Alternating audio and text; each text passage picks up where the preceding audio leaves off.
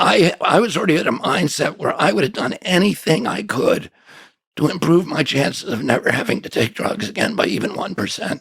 And if believing in God was going to help me, whether there's a God up there or not, believing in one itself had the power to help me, I was going to do that. So then the question is, how do you start believing in something that you can't see or smell or hear or touch or taste or acquire with your senses?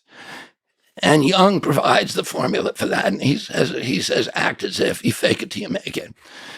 And so that's, what I started doing. I just started pretending there was a God watching me all the time, and kind of life was a series of tests, and there was a bunch of moral decisions that I had to make every day. And each one, these were all just little things that I did, but each one now for me had a moral dimension. Like when when the alarm goes off, do I lay in bed for an extra 10 minutes with my indolent thoughts, or do I jump right out of bed?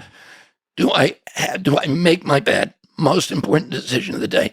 Do I hang up the towels? Do I when I go into the closet and pull out my blue jeans and a bunch of those wire hangers fall on the ground, do I shut the door and say I'm too important to do that? That's somebody else's job, or not? And so, do I put the water in the ice tray before I put it in the freezer?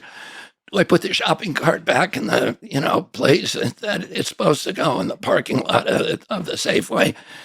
And if I make a whole bunch of those choices right, that I maintain myself in a posture of surrender, which keeps me open to the to my higher power, to my God. And when I do those things right, so much about addiction is about abuse of power, abuse of, all of us have some power, whether it's good looks, or whether it's connections or education or family or whatever. And there's always a temptation to use those to fulfill self-will.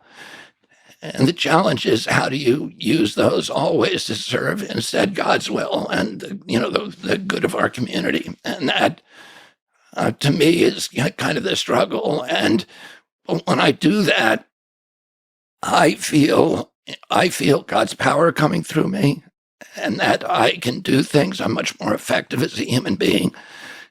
That gnawing, anxiety that I lived with for so many years, and my God, it's gone, and that I can kind of like put down the oars and hoist the sail, and and the wind takes me, and I can see the evidence of it in my life. And the big thing for temptation for me is that when all these good things start happening in my life and the cash and prizes start flowing in, how do I maintain that posture of surrender? How do I stay surrendered then, when my inclination is to say to God, thanks God, I got it from here. Yeah. And drive the car off the cliff again. And so, I had a spiritual awakening, and my desire for drugs and alcohol was lifted miraculously. And to me, it was as much a miracle as if I'd been able to walk on water, because I had tried everything earnestly, sincerely, and honestly for a decade to try to stop, and I could not do it under my own power. And then all of a sudden, it was lifted effortlessly. And so I saw that evidence. Early evidence of God in my life, and of the power, and I see it now, every day of my life.